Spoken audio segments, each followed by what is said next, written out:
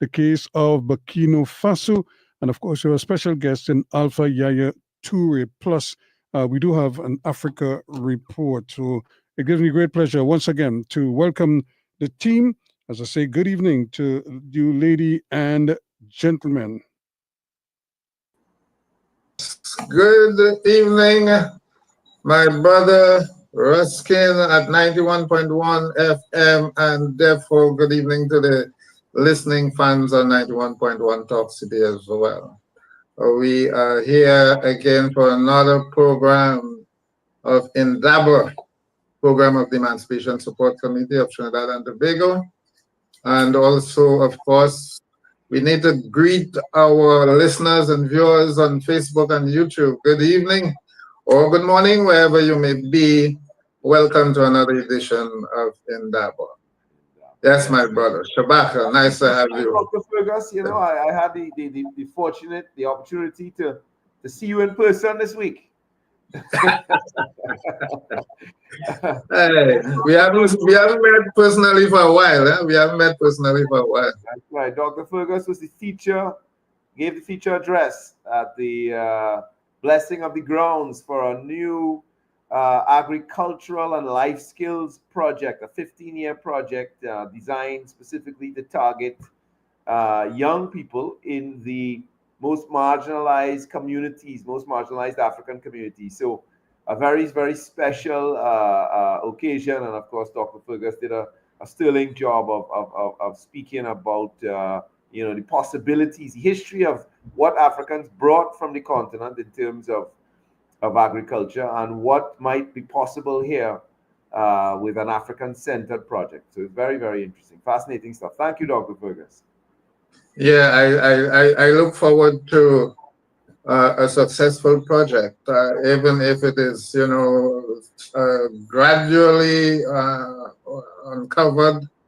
I need to have some discussion on that because, going to that place, Shabak, I don't know how you felt, but driving on the road there, I kept thinking how the indigenous ancestors might have fared in that area there. Because the place looks so different from what, you would have read about in the books with cocoa plantations all over the place, and now the place is completely abandoned, so there's a lot of work to be done to rehabilitate that land, to bring it back into full production. Indeed. But I mean, when I thought about the indigenous people, of course, I knew we were in that vicinity of that historic last stand by the indigenous people in Trinidad and Tobago, the arena uprising or revolt. And so being there and sitting next to Brother Raoul Simon on the bus, the shaman of the Warao people, hearing him talk about his feelings of being in that region and coming face to face with the two churches in that community, and knowing that his ancestors would have been the ones who would have been pressed into building a church in that area. Probably not one of the two that we saw on the road. I don't think it was one of those, but somewhere in that vicinity, they were pressed into building a church and an entire community. And they, under the abuse, they revolted. And so it was. I guess the church might have been rebuilt, yes. But Shabaka, there's urgent need for archaeological research, particularly in places like that would have been abandoned for so long. We can't just go plowing up the place like that. I think we need, in a case like that, unfortunately, we don't have archaeological resources in Trinidad. But, that's the kind of thing we need to think about as well. When we re-enter that land, what are the archaeological artifacts that, might help us to get better light on what happened and how people lived there and so on. Yeah, to reconstruct our past. Indeed. Thank you, Doc. And so tonight we have a very interesting program for our listeners. We're talking about Burkina Faso, and every time you go on YouTube, on IG, on any one of the social media platforms, not so much in the mainstream news, there's a lot of stuff coming at you about Ibrahim Traore.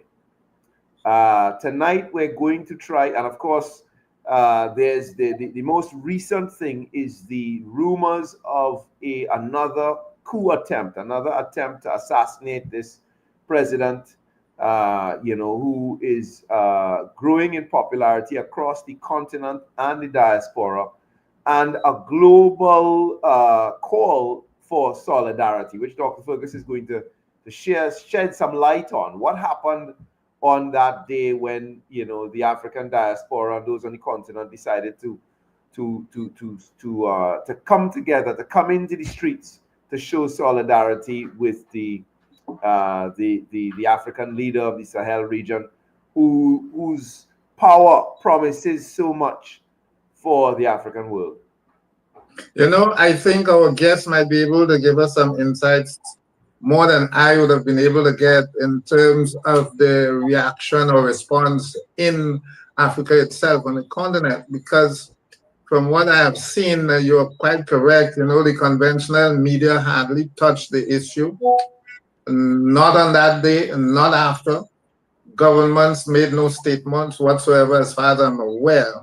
And as far as the streets are concerned, I am not aware that there was any major rising on the continent. So perhaps our guest, who is, of course, from the continent, might be able to enlighten us on that. I was not able to see anything. You live on social media, so you might know even more than me.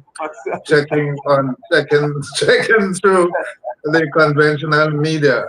When you get a gray beard, you can't live on social media anymore. But what I would say, brother, is that we, at this point in time, I want to tell our audience that after the Africa Report, we're going to introduce them to a very special guest tonight. We have with us in studio, brother, the son of the great Trinidadian revolutionary, born Stokely Carmichael, changed his name to Kwame Ture. And so today is going to be a very, very special day to spend some time with this brother. Of course, we've had Kwame Ture in our midst. We've had the authors of some of the books on his father, on Indaba. We've had his older brother, Bokar Ture, on Indaba as well. So I think it's only fitting now that we have brother Alpha Yaya Ture, the younger son of brother Kwame Ture. So the son of a legend is going to join us tonight after the Africa Report. You don't want to miss this. Indeed, indeed. So at this time, I think we can ask Renee to bring up the Africa Report. It's a bit longer than usual. I didn't have the time to edit it down, so you have to bear with me this evening. It's a bit longer than usual. So Renee, without further ado, bring up the Africa Report.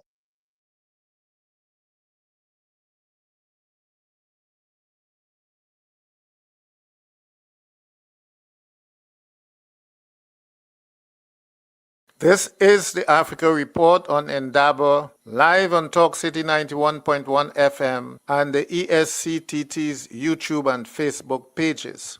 In this edition, we review the global rising on the 30th of April last week in support of Revolutionary President Ibrahim Traore of Burkina Faso.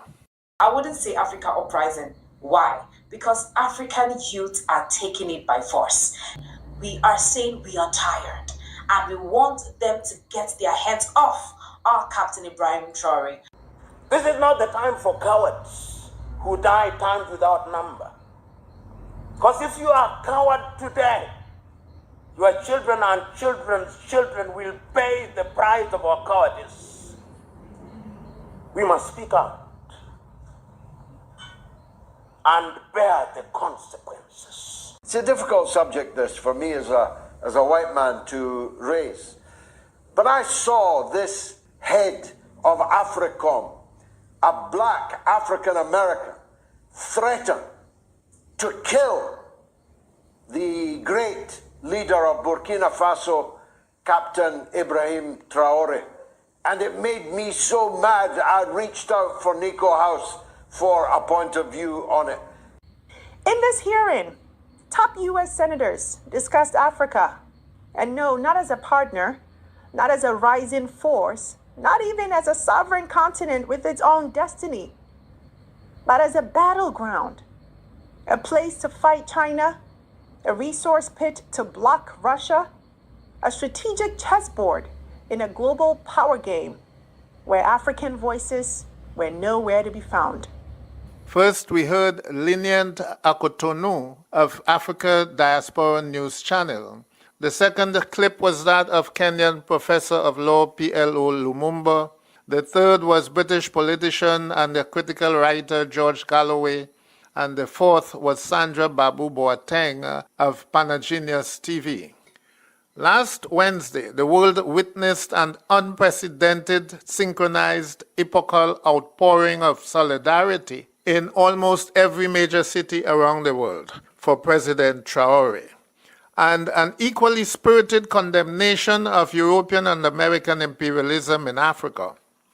All ages were involved, but predominantly young people. This is not surprising because over half of Africa's population was born in this, the 21st century, and are therefore under 25 years of age. Secondly, because young people are the primary revolutionaries in history. And thirdly, because by all definitions, Traore is still a youth, and therefore the natural leader, some may say messiah of all Africa's youth. If he fails, the Sahelian revolution fails, and Africa may be set back another generation or more. This reality was expressed unequivocally by Julius Malema of South Africa's Economic Freedom Fighters Party. We stand with Captain Traore.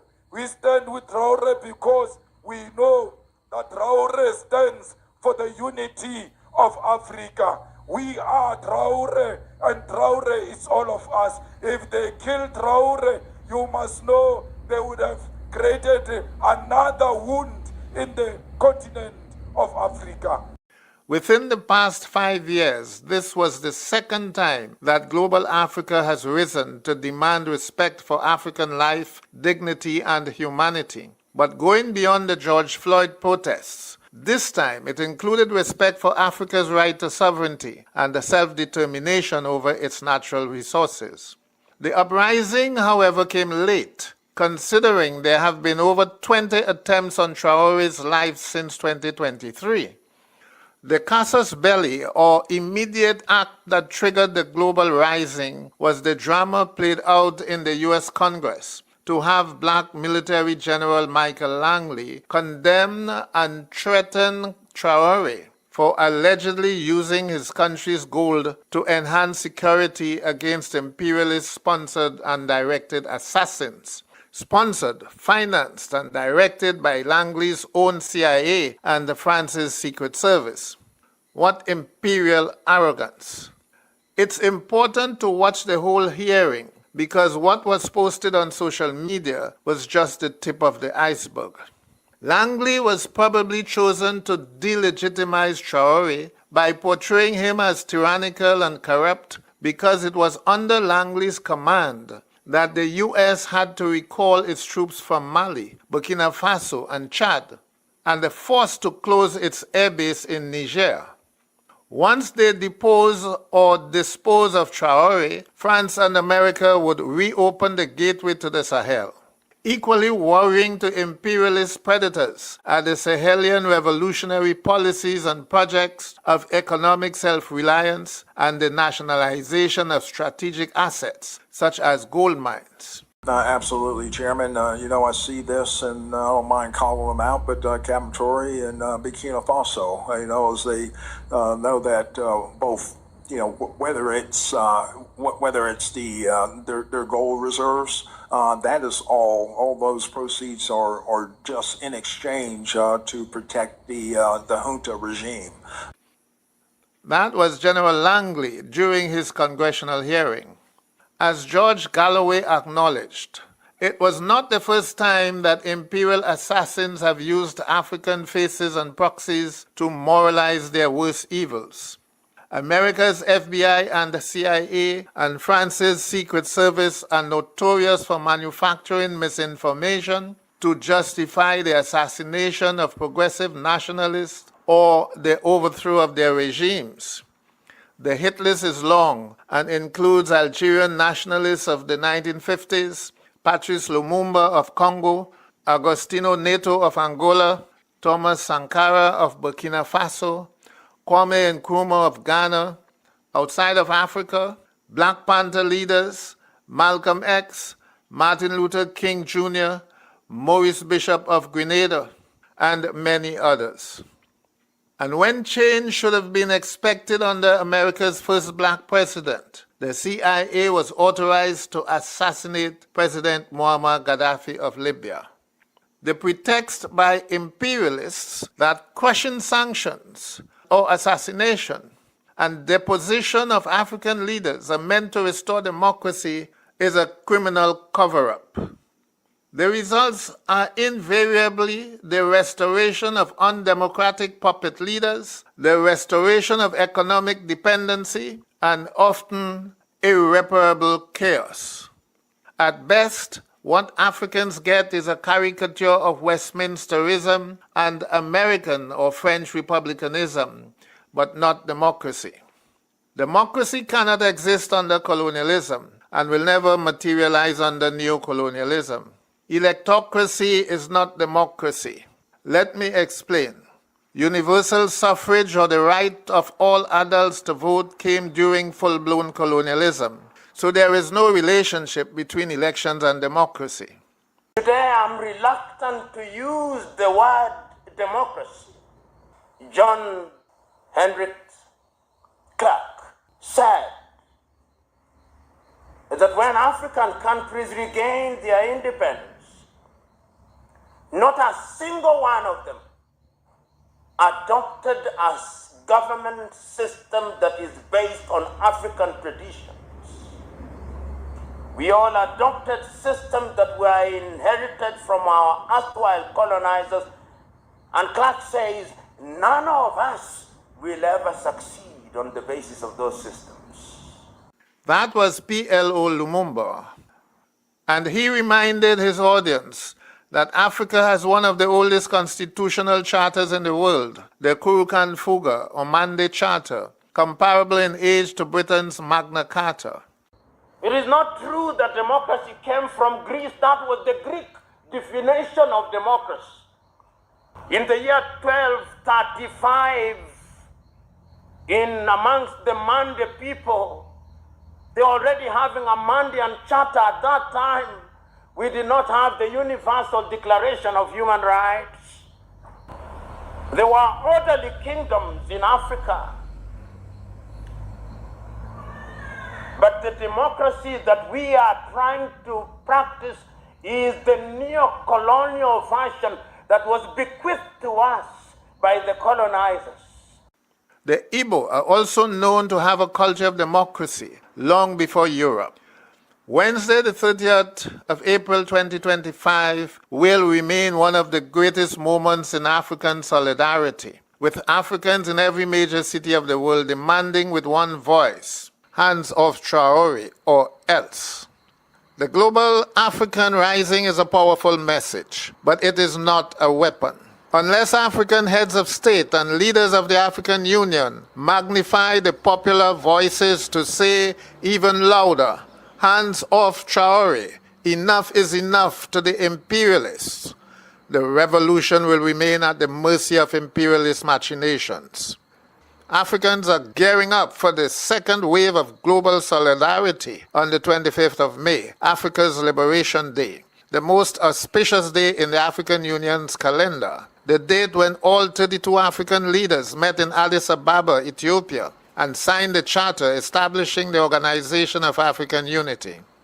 Let us conclude with 3 clips. First is President Traore's gratitude to the global uprisers. His message is read by Dr. Mumbi Saraki, one of Kenya's leading social media influencers.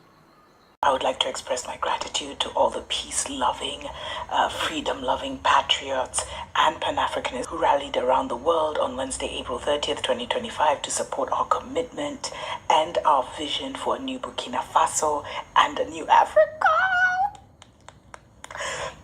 He said, your active solidarity and this demonstration of sympathy strengthens our conviction that the fight we are waging for a fairer and more equitable world. We will will never bend our backs in the face of adversity. We will stand firm until our peoples are truly emancipated.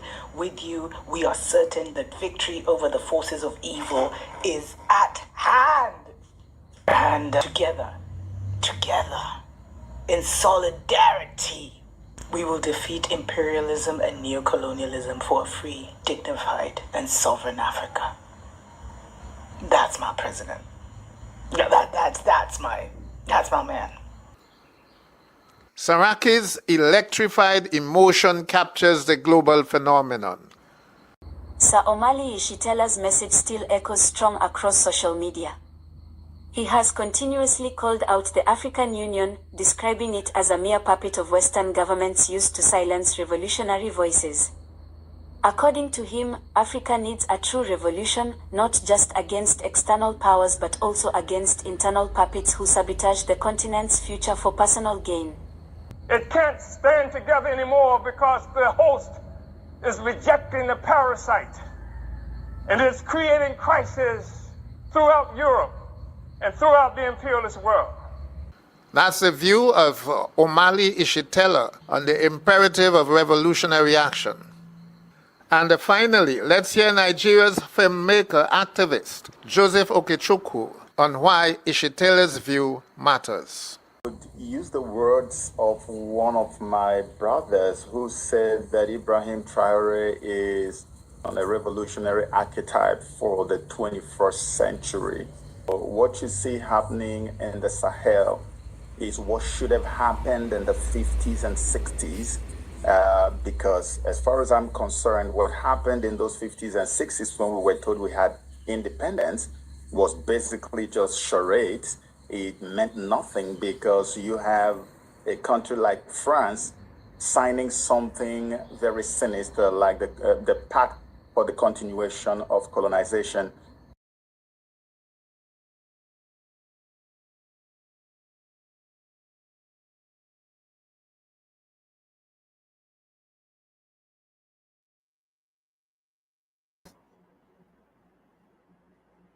Yes, so we are back. That's the Africa report. Indeed. And I must confess, Shabaka, I enjoyed listening to my own report. I enjoyed listening to it. The charade of independence, the charade of independence, we know that is what we confronted during the 1960s and 70s. Your father, of course, was one of the great leaders confronting the charade of independence. And of course, all across Africa, the challenge is still there, the charade of independence. And that is what Traore, Ibrahim Traore, and the other Sahelian revolutionaries are all about. Yes, so as usual, let's hear your comment on the report. Well, the first thing I want to say is that, what stands out to me is that, is that the diaspora today is still in a place, despite all the concerns that perhaps the spirit of Pan-Africanism is on the ropes. The diaspora is still in a position today to follow in a tradition that I think goes back to the 1930s at least, when Ethiopia was invaded by the Italians, and people all over the diaspora rallied. Some of them even traveling to Ethiopia, Trinidadians included, to participate in the struggle to rid Italy, to rid Ethiopia of the forces of Benedetto Mussolini. And of course, right here on the docks in Trinidad, dock workers refused to offload or do anything with Italian ships as part of the protest. And so that tradition seems to continue across the diaspora. My question, coming out of that, is now squarely on what is happening in the Sahel and specifically inside Burkina Faso. And of course, we have interviewed people there on the ground already who have confirmed, that we are looking at a process that is indeed progressive, that represents the highest ideals of African independence, that represent those things.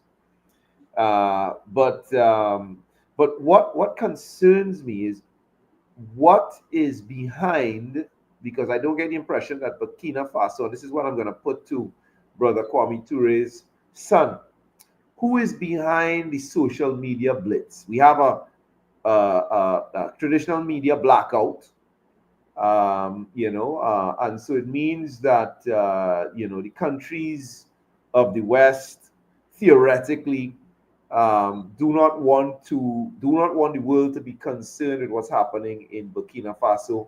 They're ignoring the developments in the mainstream media to a large extent, and even when they do touch on them, they tend to focus on things that are somewhat negative. If we do a quick appraisal of the media going back to Traore's takeover. But who then, and where's the funds come? Where are the funds coming from? Who are all these social media outlets? Who is?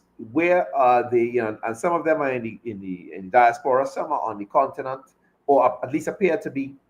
Where is where the funds coming from? Where is the impetus coming from? And these are the kinds of questions we're going to have to ask to dig deeper into what's happening here, because I do not get the impression that this is an initiative that comes from within Burkina Faso. There are forces around the world. Is it that this is an organic thing? These are the kinds of questions we're going to want to ask tonight on tonight's program. But of course, that Africa report was really, really impressive. And of course, it seems coming out of that report that indeed, again, at least to those of us in the diaspora, Ibrahim Traore represents the highest ideals of independence. And those ideals are the ideals that we feel that we could rally around. Anti-imperialism and economic and social uplift of the people there. So we have a group here from the diaspora, the All Mansions of Rastafari, and they would have participated in the Day of Solidarity, and they also have ideas to continue to show solidarity with Brother Ibrahim Traore. So Sister Selena and Reanna, welcome to Indaba. Thank you. Of course, tonight we're talking about the youngest head of state on the continent of Africa, Brother Ibrahim Traore. Tell me why your community has been so attracted to Brother Traore, to want to engage in activities that, solidarity activities with this particular leader. Well, truthfully, I live in Ghana. My residential permit is from Ghana and that kind of thing. I came home in October because I had to sort out some business here. But in Africa, it really is overwhelming. The energy that he is creating, the energy that is being stirred up by what he's doing there on the continent, it is literally overwhelming. You can literally feel it as a physical energy. You can literally feel the physical energy.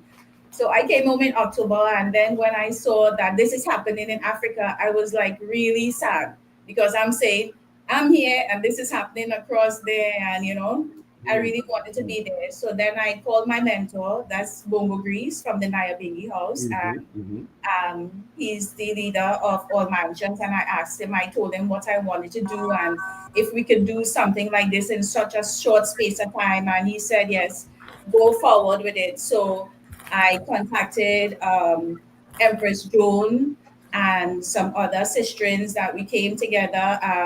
Sister Roxanne from the Kwame Ture Center, she allowed us to use. And the multiplier is 4. That number again. Sorry, sister. That's a bit of sound there coming in from our radio feed on 91.1. And we know that the listeners there are now listening to the Lotto Plus draw. They will rejoin us in the next 60 seconds or so. I don't think they're gonna miss much, but you continue, my sister. Okay, so we did it, and I'm very, very grateful for the people that came together to pull this off because we had a short window to make it happen. That's what happened all over the world. So that's why we are going to do the repeat on the 25th, which is African Liberation Day, and we're going to join the world in a bigger way, a better way this time, to show solidarity for Captain Ibrahim Ture and the remarkable things that he's doing across there. We're not getting all the information of the things that he's doing, Yeah, He's before we just continue, just let me clear this up now. African Liberation Day, that's the 25th. Yes. It's also the day we launched the Emancipation Celebration. Is this Yes. going to be a joint event? Everybody is coming together for this one. They hold Is it going to take place yes, everybody is coming together for this one. Everybody is coming together for this one. I just don't want to see the two events clashing. No, it's not a clash. We don't clash. Okay, excellent. We'll get the details. Yeah. So what time is this event on the 25th, and where will it be held? It starts at 11 a.m. and it's at the Woodford Square in Port of Spain. Woodford Square. Yes, Woodford Square in Port of Spain. We're inviting every community to come out, bring what support you want to see, because he's watching. He's literally watching, because from the thank you note that that presenter read out there, he's responding to us. That he's seeing us, he's appreciating us. So this time we're going to do it even better. Right. So let me ask another question now. When you talk about what you're experiencing and seeing in Ghana, before I come to our next sister here, tell me what is it like? I mean, in Africa we tend to see some stuff that we see in the Caribbean. So you see maxi taxis with signs painted on them, and people wearing T-shirts in support of Bob Marley or other important figures in the Caribbean, even Kwame Ture, perhaps. What are you seeing in Ghana that sort of speaks to his influence? Sometimes you will see a Bob Marley T-shirt, and not. No, but in terms of Brother Ibrahim Traore, what did you? Yeah, what's happening? How you get this? The people, the citizens of Ghana. Yes. You can actually, if I am on the ground, so I take the buses, what we call the maxi.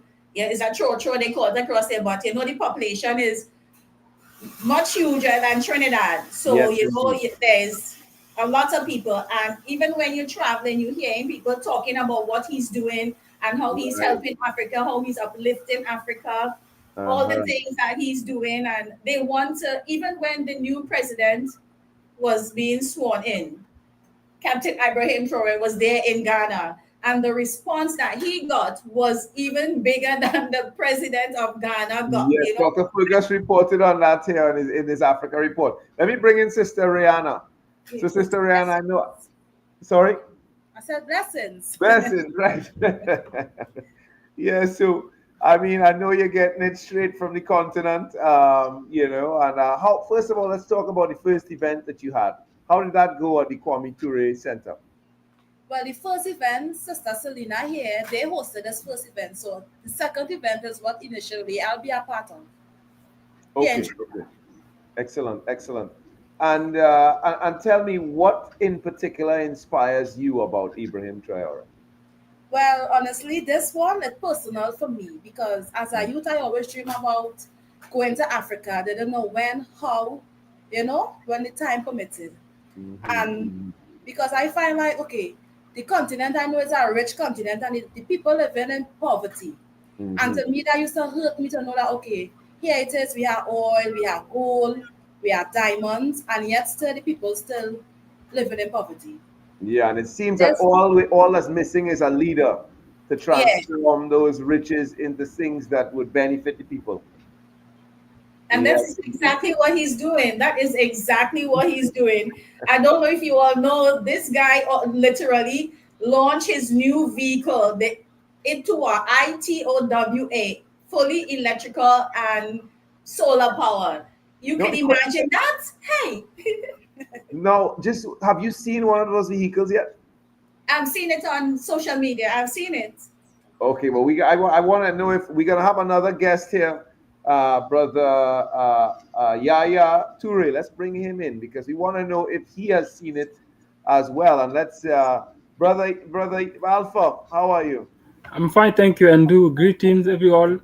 And as we are introducing you again to our local audience here in Trinidad and Tobago and brothers and sisters across the world who don't know you, this is one of the children of the legendary Pan-Africanist global revolutionary, Kwame Ture, born Stokely Carmichael, on what was Oxford Street, which has been already renamed unofficially Kwame Ture Street. We're just waiting Yeah. for the government to recognize that redesignation soon enough. And we're very, very proud of the legacy that Yeah. your father has left behind. And of course, we've done our utmost to preserve that house in which he grew up on Kwame Ture Street, formerly Oxford Street, in in Laventille. And so, my brother, tell me, the sister's talking about a car, an electric car that is being produced in Burkina Faso. Have you seen one of those?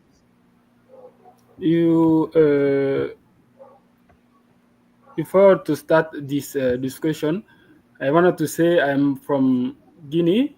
I'm French speaker, and I please bear with me about my Okay. English. Okay. And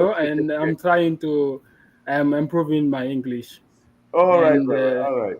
So we're gonna go slowly. And of yeah, course, Kwame Ture spent much of his time in Guinea. So yes, yeah, Guinea would yes, be the place yes. that you are from Is in the Guinea.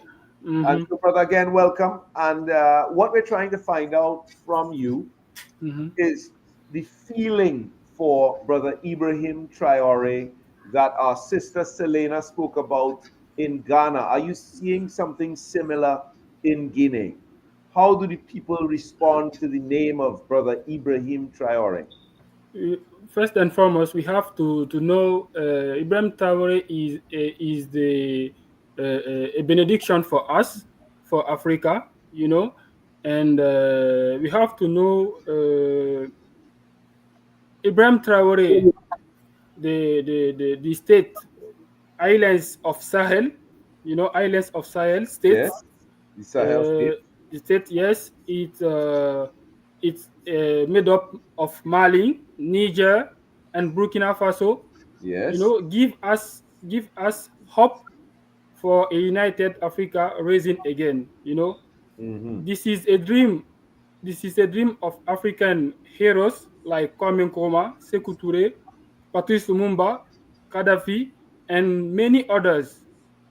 And in the last years, in the before this year, before we know Ibrahim Traore, before we know Assimi Goïta and the president of Niger, the the the the dream of Africa Unite, it's was seen as a fantasy, right? So Mm-hmm. now it's becoming real. It's becoming reality, and we see when the commander, make some uh, uh, uh, uh, make some bad behavior, if I can say like this, bad behavior against Ibrahim Traore. We saw in all over in the world many people stand up with Ibrahim Traore, and in Guinea it is the same. When we the young Africa understand, you know, the reality. We understand who is our true friend, who is our worst enemy.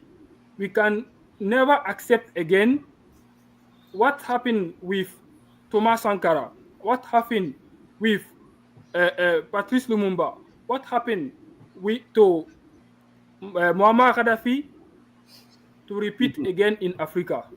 Indeed, brother. Let me ask you.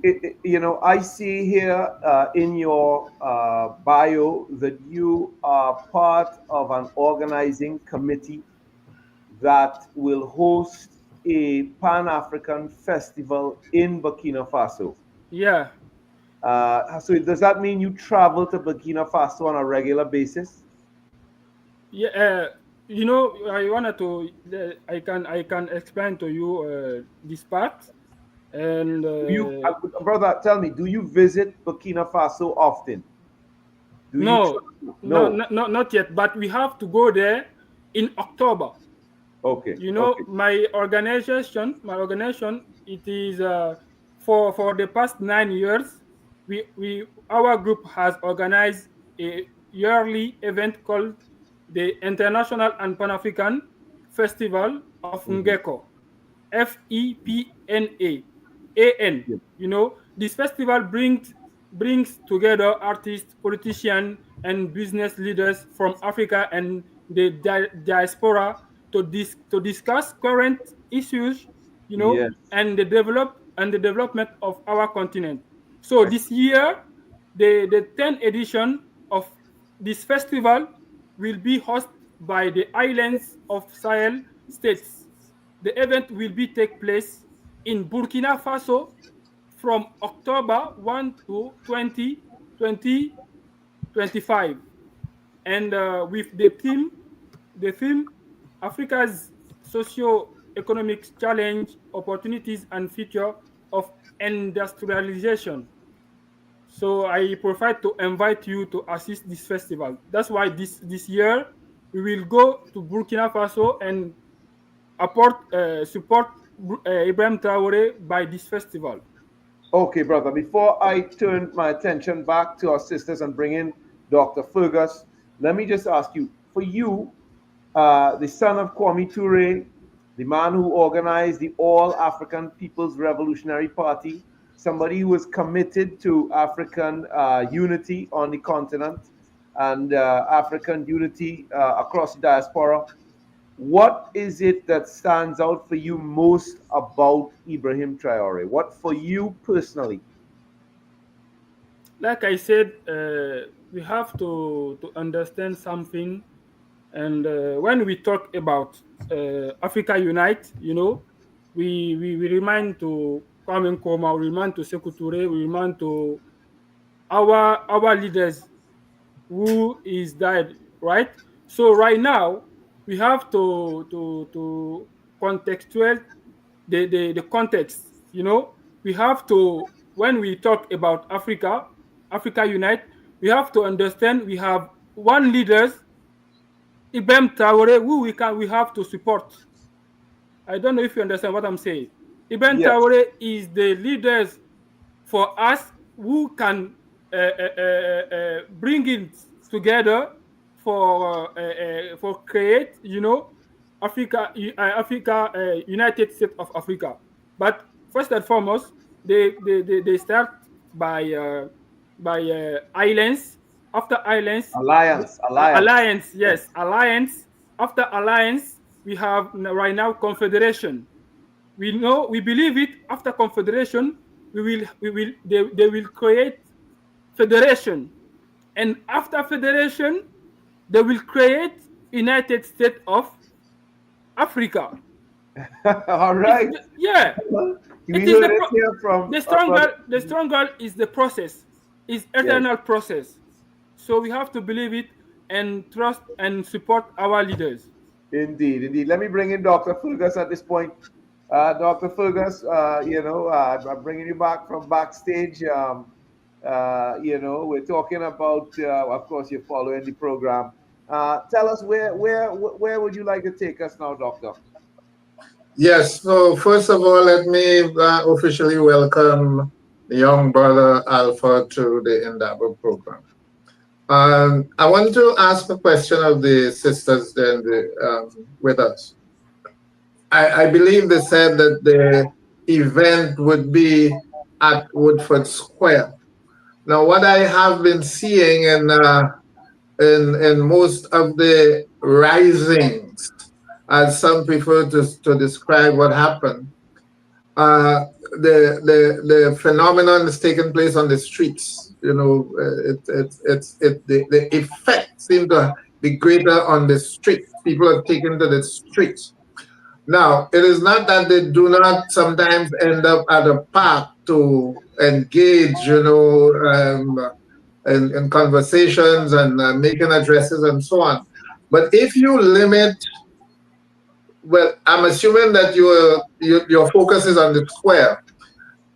If you limit the event to the square, I believe it's going to have less impact than if you get to the square through the streets, or from the square you take to the streets. Could you clarify what exactly is the nature of the event for us? Okay, I will do my best. To use Woodford Square, we had to seek permission from the mayor. To march, we have to seek permission from the Commissioner of Police to march. I leave on Friday, I go to Ghana, then I go across to Burkina Faso. So we try to do it as simple and as easy as possible so that we can get together. But there is time for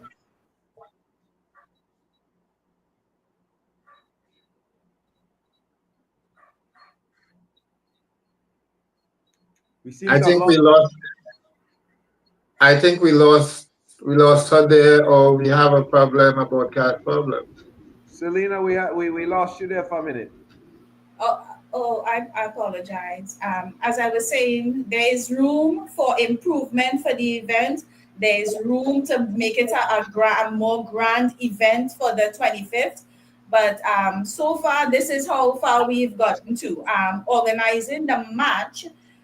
What my leaders have said to me, if we want to march around Woodford Square, by all means we can do that. But to go to the streets, there's a secondary set of permissions and permits that we need to get. I leave on Friday. I really don't have the time to get that done. But the sisters are more than capable of getting it done here.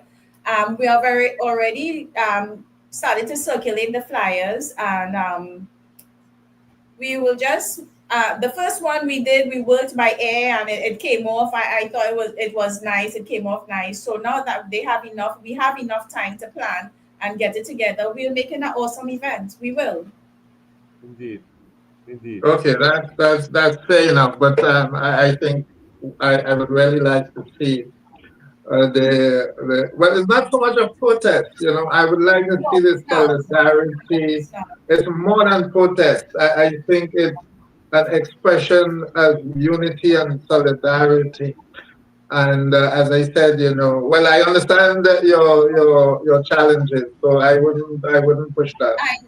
I really think that is imperative now that the diaspora stands up for him, because he's welcoming the diaspora to Burkina Faso, offering free citizenship and, you know, for us to come and invest and that kind of thing. So he's standing up for us, even though we're out here in the diaspora. He's calling us and he's saying, come home and let's do stuff there. So I'm going to go and see, make sure everything across there, and I'll let Trinidad and Tobago know that is what we're saying. He says free citizenship. That's what we here in the diaspora has been waiting for. We've been praying for. Me personally, I want my African passport. I really want my African passport, you know. So he's doing it for us as well, not just all those on the continent. So I think he deserves for us to stand up with him.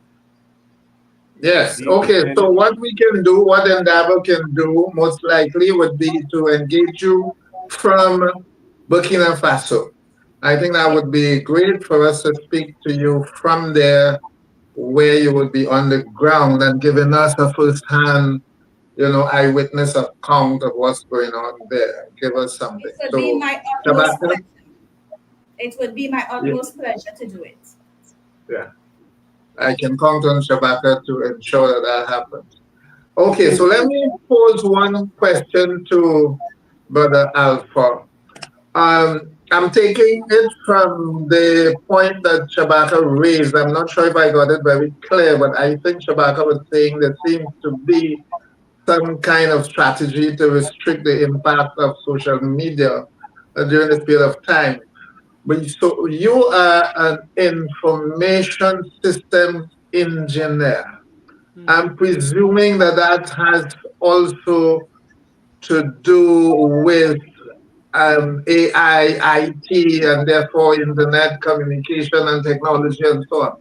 So could you perhaps help us to understand what might be at play here at that level of control? Because to restrict the internet is a strategy to ensure that you limit the impact of protest and so on. So could you give us an idea of what might be at play and how we can perhaps understand what is going on there? And secondly, I want you to help us to understand the extent of the response in Africa at this time to Traore in terms of the risings, because I am not seeing anything. I don't know if there would have been big events in the cities, but I am not seeing anything. I know the conventional media have taken a backseat, they're silent. I know government officials generally, they have taken their hands off. But the people, because this is a people's uprising, first of all, what is happening on the ground in the African cities as far as you're aware? So two questions, technology and the boots on the ground in Africa. Okay, okay.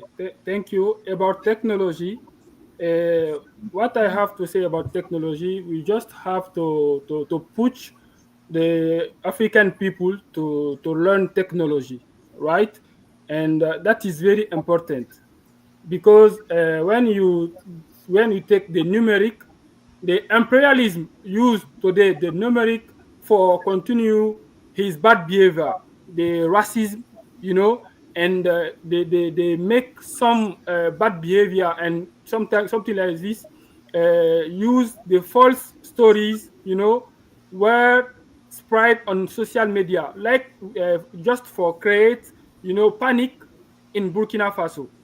And if the people, the young African people, learn technology, learn EA, learn many things in technology, it is possible to stop, you know, this bad strategic. I just want to say, push the young people, African people, and Afro descent to learn technology. That is most very important. That is first. And the second, we have to develop our media. The problem with Africa, the African media use the news of France or USA. You know, they can they can produce our they can produce their own news. They wait for Brother Alpha, yeah. there is right now a proliferation of what purports to be African news sites on social media. You know, I can't call the names of them right off the top of my head. But have you been paying attention to them, and are you familiar with any of them? These African. I follow. I follow a lot of the African conventional media. You know, South Africa, SABC, Kenya TV, a lot of television stations from Nigeria. About 3 or 4 of the main ones I follow every day. Ghana television online. I follow them. I'm not seeing anything. This is the point. This is what I want. Yes. I want Alpha to help me to understand what is happening or not happening. Could you explain that for me? You know, why is it that the media there in the heart of the battle, that close to the battleground, they are not projecting what is happening? Why? Okay, one thing again. One thing I wanted to say. One thing about that. When we take, for example, the French country in Africa, the channel program is financed by the channel program is the French program Canal. I don't know if you hear that Canal. is the French channel. They can accept to share the true things on Africa. They will share just the things what they want to share to Africa, and people don't have access to true things. That's why I said we have to make some investment in our really media.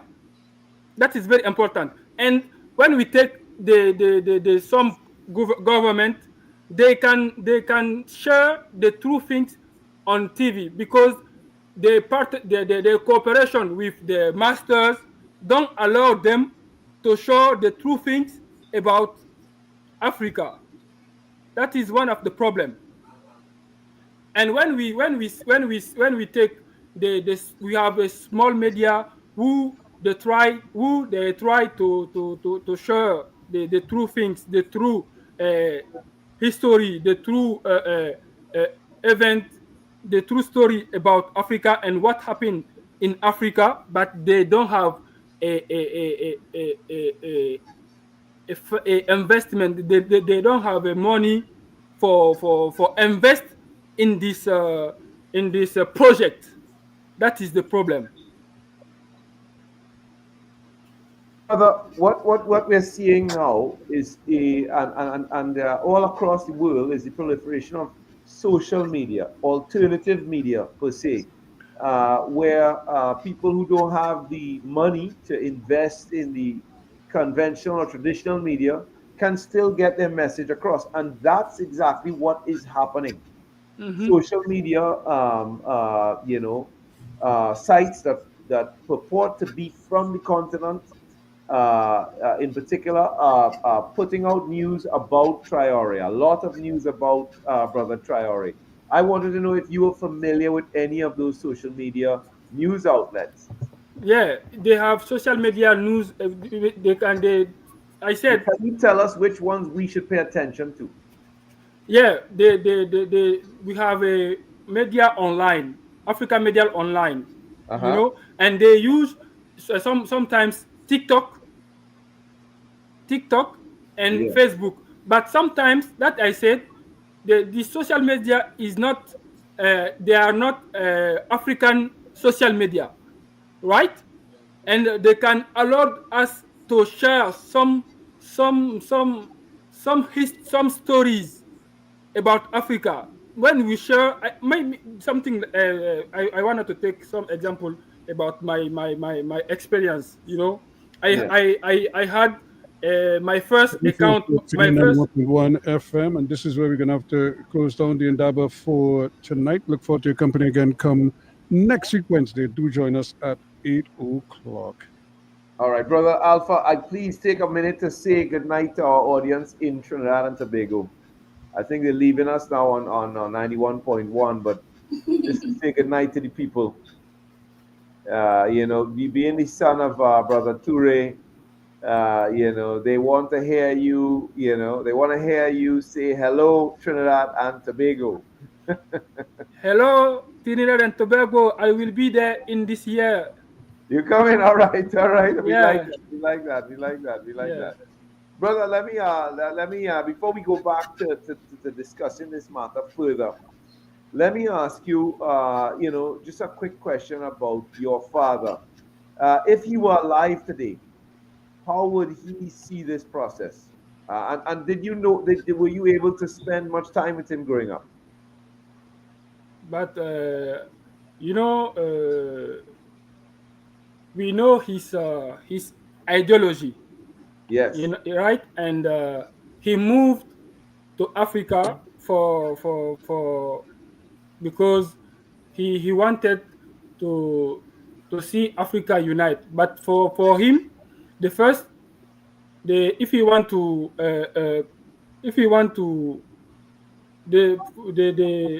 until Africa is fully free and ranks, its dignity, people of Africa or African descent will be not respected in globally. Yes. You know, Yes. that's why he That's come how he back. saw it. Yeah, that's why he come back to help his brother. He said like this: he come back in Africa to help his brother and sister to recover his freedom. And I know when if he's here right now, he continue to struggle like he like to say, struggle continues for liberation and ready for revolution for liberation Africa in all over in the world by any means necessary. And it is very simple. Very simple. Very simple indeed. All right, brother. Let me go back to Dr. Fergus. I'm sure he has more questions to both you and our sisters from the All Mansions of Rastafari. No, well, okay. To the sisters, as you're organizing, I think people might be interested in how they are going to get in touch with you in order to make sure that they have a sense of what program is coming down. I know normally you would have informal programs, but still, who are the people expected there? Who are some of the top spokespersons and influencers expected there, and so on? Could you give us an idea of what people can expect and how they would get on to you directly to ensure that they can also help to spread the message to get out there at Woodford Square on the 25th? Well, we'll have speakers from all the houses, all the Rastafarian houses.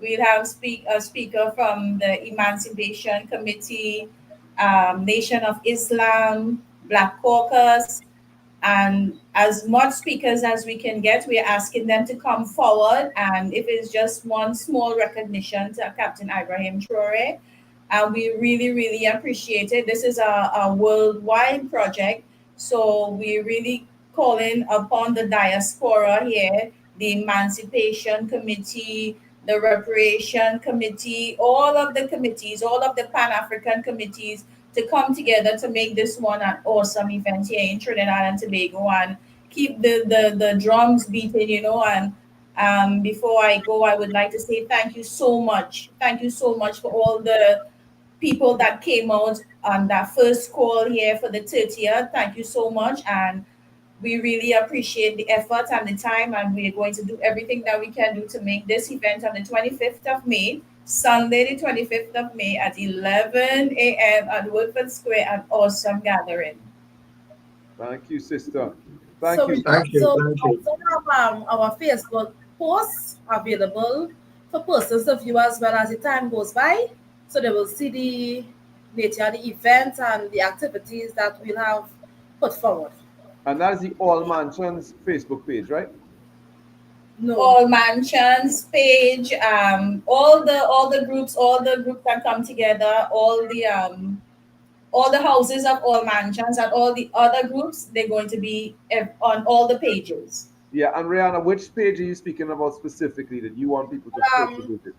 I'll be creating a page just for the event, so it will be circulating around.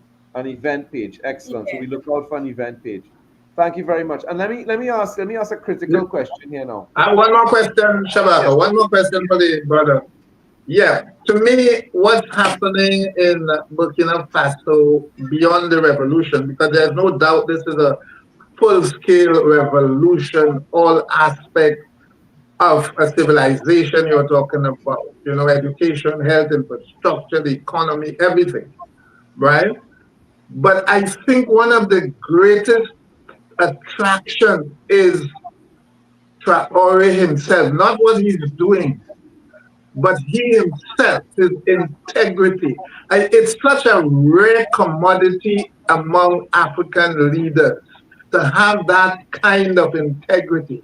So what I want to ask Alpha, to what extent do you think that character trait, he almost incorruptible trait, attract people but also scare African leaders, as we would have seen in ECOWAS, so that they ensure that he does not get the kind of mileage that he should, even though they admire what he's doing. But I think because that element could scare them as well, in terms of their own stay in office. Because a lot of them, I know they're afraid that the revolution spreads there. I know that for a fact. They're afraid. A lot of them are afraid of the revolution spread into their country. You know, we had the spring, this Arab Spring that spread across North Africa some years ago. This could be the Sahelian Spring, and some people are talking about that. So that element, that Traore himself, the Traore element in the revolution, not so much the activities of the revolution, the policies, but Traore himself. To what extent is that the major factor in terms of what attracts young people to him and what it is that scares, the extent to which that scares political leaders in Africa? If I understand your question, you want to say the Ibrahim Traore is the revolution of Burkina Faso, right? Yes. And the revolution of Burkina Faso, because you see, Ibrahim Faso has some character, integrity, and you can change the form of your question and explain to me slowly before. Okay, what I am saying is that there are two elements to the revolution in Burkina Faso. Yeah. One is the policy and projects and so on. No question. People are attracted to that, the radical transformation. But people are also attracted perhaps even more to Traore himself. And that's why I played certain parts of the clip where Saraki was reading his response. I could have played the response separately, but I thought the way she said, "This is my president, this is my man." Yeah. The man himself seems to be the great attraction, or perhaps the bigger attraction. That he is a great emancipator, like a Toussaint Louverture, that kind of stature. You know, that global stature. But it also scares African leaders, and this aspect that I think people are not even thinking about, the extent to which the man himself, not what he's doing, but the man himself is a sort of opposite, antithesis to West African political leadership. Okay, I got it. I got it. You have to understand, like you said, the revolution is the radical transformation, right? And Ibrahim Traore is a revolutionary and also an organizer, right? But because Ibrahim Traore, before he came in Burkina Faso like president, we Burkina Faso many bad behavior with the leadership in Burkina Faso after Thomas Sankara. Compaore came, right? And their corruption, bad behavior, spend money, and many things. And after Compaore, and we have another president. After this, another president, we have some military. After this military, Ibrahim Traore came. When Ibrahim Traore came, you see, we have to organize the people and make revolution. But we know the others leaders in leadership or leaders of Africa don't accept to work, for the people. And if you are organizer, if you are and also revolutionary, you have to work for for your people, right? And Ibrahim Traore make this change in Burkina Faso, and we know in the ECOWAS, everything's ECOWAS doing for their masters.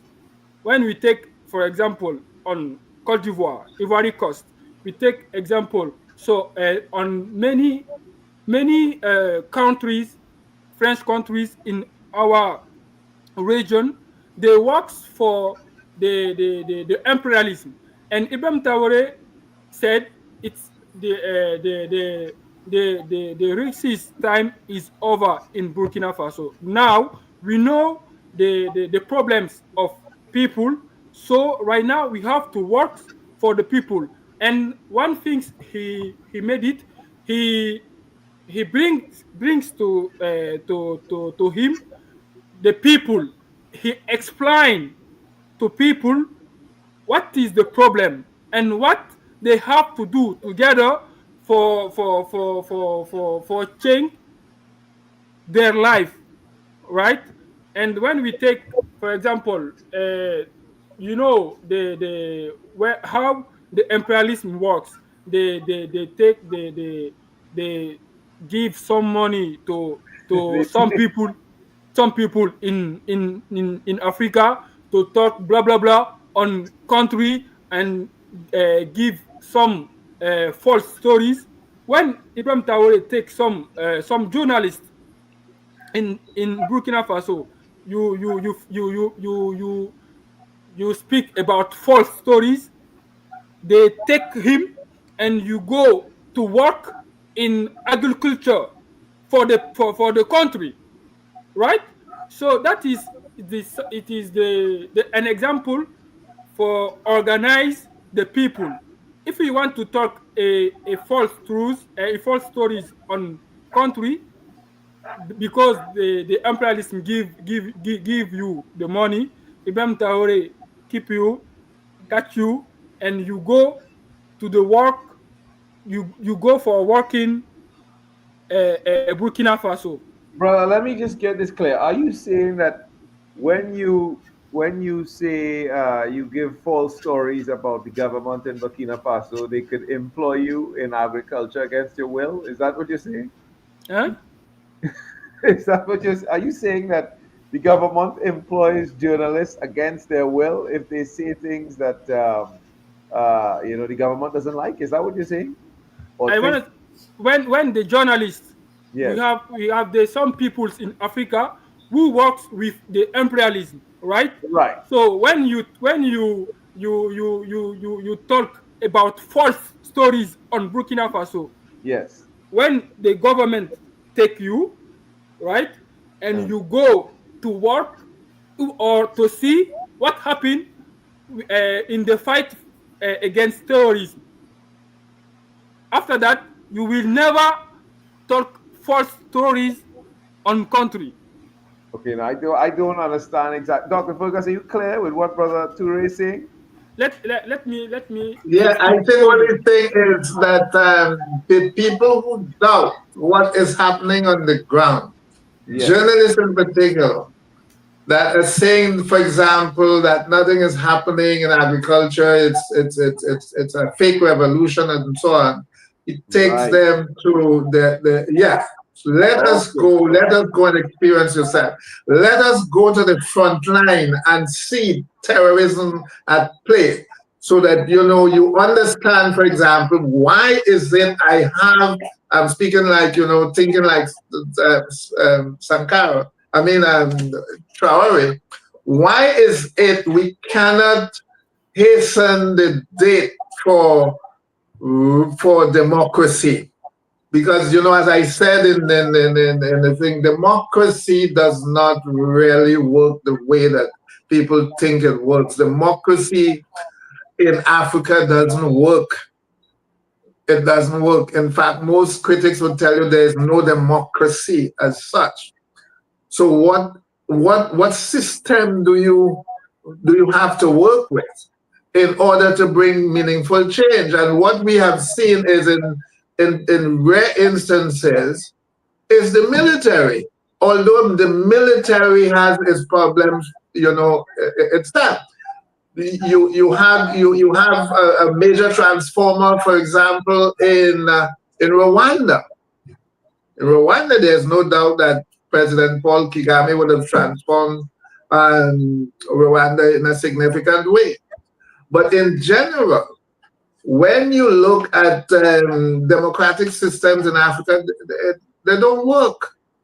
They just don't work. And this is what they want Traore to do, to set a date for elections. But he knows that is a trap, to set a date for elections. So what he would say, come and see the problem that we are dealing with. Exactly. Come and see the successes on the ground, how we have transformed. Burkina Faso is one of the fastest growing economies in Africa now. One of the fastest growing economies. They have transformed the infrastructure that they met there over 60 years of independence, and virtually nothing happened, right? There's an agricultural revolution. There are revolutions within the revolution, you know. There's a revolution in education taking place. There's a revolution in agriculture, you know, where over 1,000 tractors are given out to farmers to try, and you're seeing production taking place. That is what he's saying. Come and see for yourself. Write something else. And don't be a slave to Western disinformation strategies or strategies. Come and see for yourself. See the good and see the dangers. And I don't have a problem with that. It might sound authoritarian, but if you don't have that element in you as a leader, you're going to fail, Shabaka. You can't be a soft revolutionary. You are revolutionary. You're born into revolution. And you will understand that you cannot be a soft revolutionary. Revolution is one of the hardest paths to take. You can't be a soft revolutionary. Well, I take encouragement from the fact that Brother Traore has elevated his predecessor, the revolutionary Thomas Sankara, to the status of hero of the nation. You know, I too many times you have, independent countries that do not look backwards to rescue those people who fought, who sacrificed their lives for the freedom that we enjoy today.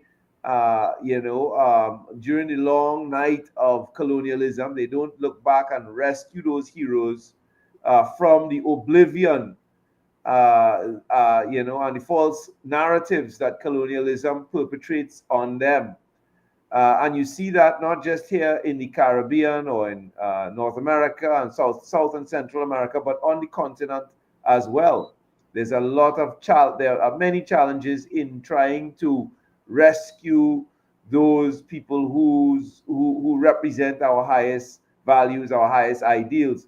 And Traore has done so. And of course, he himself has a number of interesting parallels. You know, when he took power in 2022, he was 34 years old, the same age as, Thomas Sankara, and of course, captain, the same rank as Brother Thomas Sankara. And of course, he also seems to have followed in his footsteps in maintaining his, a certain frugality in his own lifestyle. Dr. Fergus alluded to it, staying away from the fancy toys that a lot of African leaders like to drive. And rather than going the route of the party that was just voted out of office in Trinidad and Tobago and raising the salaries of parliamentarians, he has maintained his own pre-coup salary as an army captain. No, he cut his salary. He cut his salary as soon as he came into office. Yeah, so these kinds of things that I think people all over the continent and all over the African world are rallying around. And of course, it remains to be seen if this trajectory will continue. But what I'd like to ask Dr. Fergus, and I'm going to ask this question about you and Brother Ture, is that when you look at the foreign press that is critical of what's happening in Burkina Faso, they increasingly try to put it in a Cold War context.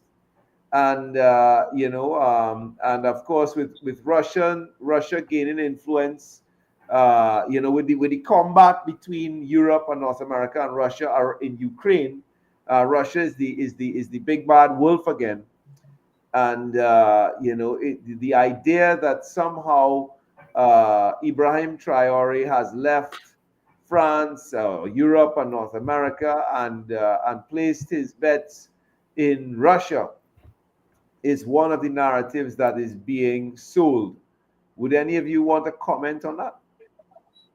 Well, it's true. If you listen to one of the clips at the top of the Africa report, one of the I think it was one of the sisters who said that this is a battleground, right? It is what the congressional hearing, if you listen to it, the discussion is not about Africa, helping Africa is not about promoting anything positive in Africa, but Africa as a battleground between America and France to some extent and their allies. And on the other hand, they're projecting the enemy, not as Traore, but the enemy as China and Russia. Yes. That was the same projection they used to destroy Libya, because the Chinese had been embedded in Libya. A lot of people don't realize that. There were over 30,000 Chinese engaged in particularly the oil industry and all of that. They wanted them out. The Chinese have been, a factor a major factor, perhaps the biggest factor in United States foreign policy, how to destroy China. Not just the economy, but militarily, how to destroy China. It started off as a simple thing with Huawei. I don't know many people remember that. This phase in the battle with China started with Huawei, the phone Huawei. The arrest of the Huawei CEO and all of that in Canada, the takedown with the conspiracy with the United States and all of that. It started a simple thing, technology, the advanced technology that China had over, 5G, 4G at one time, it was 4G, then 5G, then 6G. And well, Alpha will understand those things better than me. But a lot of it has to do with the rapid advances that China has been making in all these major fields. And United States is frightened. They are frightened. And therefore, wherever they get that opportunity to confront China, they do it. But they've got to take down Ibrahim Traore, because Traore is the real heart and soul of the AES revolution. If they take him down, they know that the revolution is like a ship losing its rudder. They know that it would be easier to take down the rest. These guys have stood up to ECOWAS against all the threats of invasion, threat of military invasion and all of that. They did not back down, to the extent where ECOWAS was eventually begging them to come back. First, ECOWAS expelled them, and then ECOWAS was begging them to come back, and they said no. ECOWAS is not the model of development. It's not a model of development. It's a model of backwardness, and they are not going back. And they stood their ground. On that note, brothers, let me, we're in the last few minutes of the program here. Let me just say that I'm reviewing the comments from social media here on tonight's program. And brother, there's overwhelming support and solidarity and love here in the comments for you, Yaya, brother Ture. Some of them are likely to be from the continent, some of them from the diaspora. But people are very proud of you and in support of the work that you're doing, particularly with the International Pan-African Festival. People are looking forward to it. And of course, looking forward to seeing you here in Trinidad, for you keeping your word and coming to visit us. Yeah, I will go there. I will go there. We will show you. We will take you to the places. I'm very excited. I'm very excited to see my origin. And when I met Auntie Zakia, she's no. I went for them. I made my presentation because I wanted to see my people. My community. And I know right now I live in New York, But I will see maybe in this summer or December. I will go there for seeing all of you, and spend many times together. You know. Of course, brother. Of course, of course. And we know your father as uncle. Yeah, yeah. So we do look forward to meeting our cousin. Yeah. Yeah. So I see another brother, brother Filipino Guerra, who knew your father very well. He is also just made a comment there. To saying that the ancestors and the people of Africa will protect the Sahel states.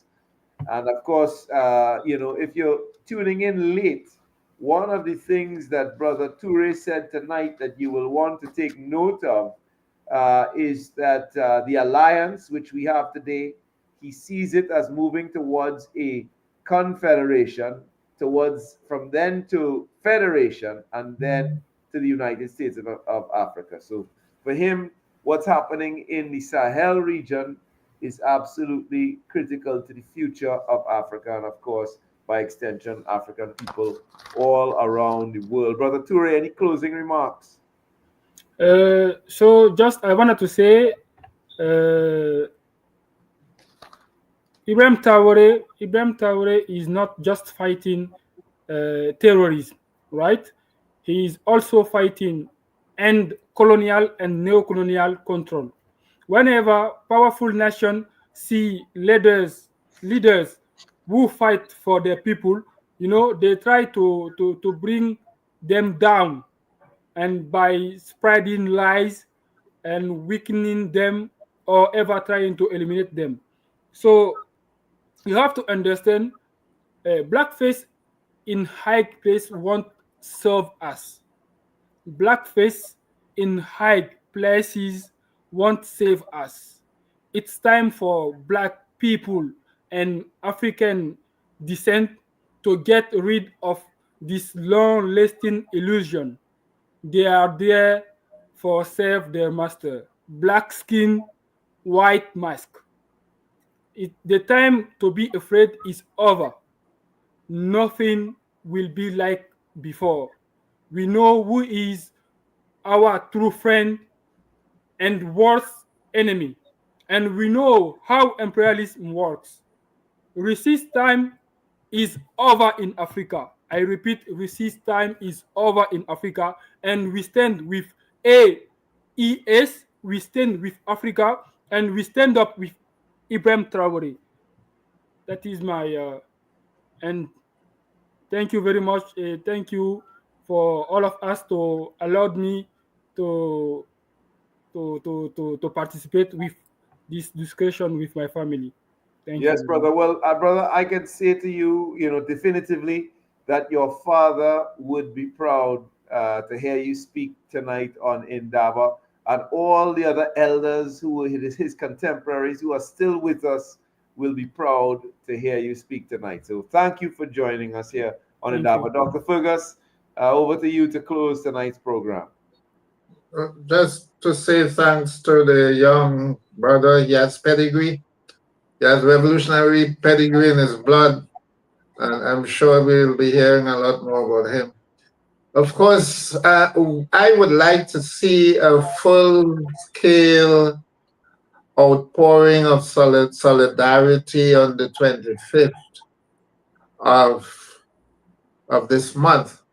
I would really like to see that.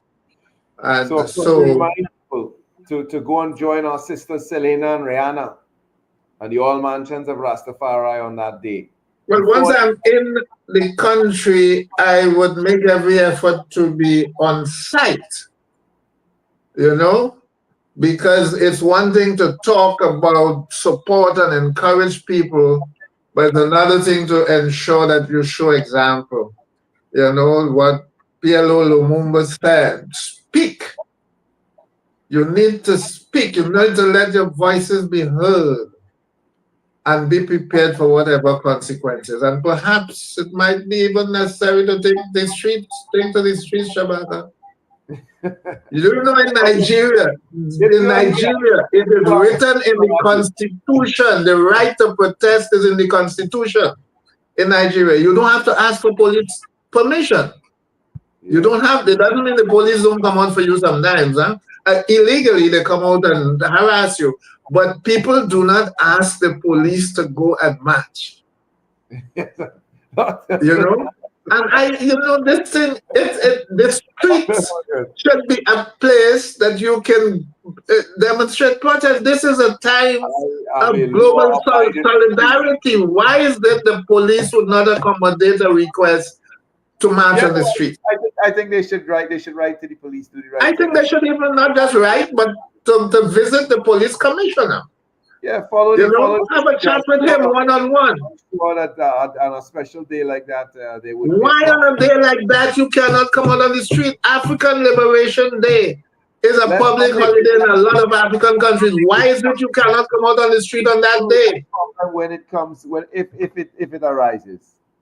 But in the meantime, let's encourage our brothers and sisters to seek permission to have a march in town. No, I'm not saying don't seek because that's the law. You have to get permission. But I'm saying that instead of just writing and waiting, they should go into the police, the police commissioner, deputy commissioner, whoever is responsible for allowing marches to take place. It might be in the name of the commissioner, but somebody else might be responsible for that.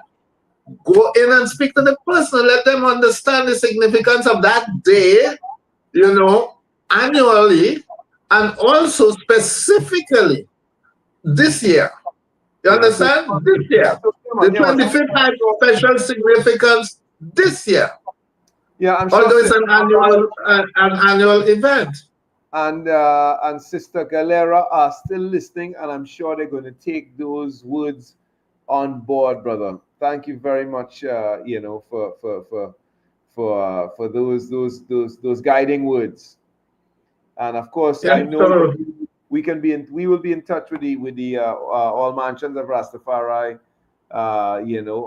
through a number of different channels. So we'll see how it goes, brother. Yes, indeed.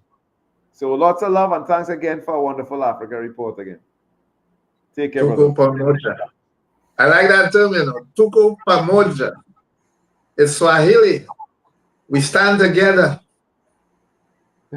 Indeed, brother, indeed. Yeah. So once again, folks, we invite you to join us next week, Wednesday, for another edition of Indaba, the place where knowledge grows, the place to find consensus, the voice of the people, the voice of the Emancipation Support Committee. It's been a pleasure for myself and Dr. Fergus to spend this hour and a half with you, and we look forward to seeing you again next week. Good night.